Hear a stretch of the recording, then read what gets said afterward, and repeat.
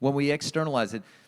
I had a time when, after my dad got sober, he started wanting to rebuild the relationship with me, which is something I certainly longed for, but a part of me was really angry, right?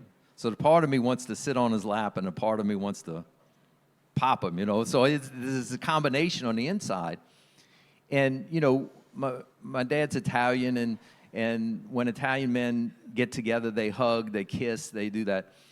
And in those years after he got sober, when he would hug me, my body would stiffen up. Not because I wanted it to, it just did. And he was being affectionate. He was trying, and so there's a part of me was saying, come close but stay away, come close and stay away. And I was telling that to a group of friends. I was in a men's group, and they said, you need to deal with that, because this is like 4 or 5 years down the road. And I said, what do you mean I need to deal with that? And they said, you've been talking for years how close you want to be with him, and now it's you pushing him away. Right. And I said, well, what do I do? And they said, you need to write a letter to him. I said, I'm not sending him a letter. No, you need to write a letter, and this is the instructions. Write down all the hurts that you experienced. Write down all the times that you felt afraid and ashamed and hurt. And whatever comes to mind, write a long list. And at the end of the list, at the end of the letter, just declare to God that I forgive you. I forgive my father. I forgive you. And I lay this all down on the altar. Yes. And so I said, okay. And they said, you don't send it to him, you bring it here, and we're going to listen.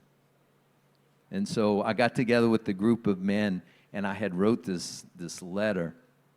And I'm reading it, and, you know, it's like I'm crying, I'm snotting, you know, I mean, things, it was just flowing out, and I got through the letter, and this group of men loved me through it. Yeah. And it was such a beautiful relief. But I can remember the day like it was yesterday, and this was many, many years ago, when I was at my parents' house, and I was sitting on the sofa, and my dad walked through the room, and he touched me on the shoulder, just as a greeting, and I didn't flinch. And he would never remember that, but it was the first time in 4 or 5 years that I received what he had to give.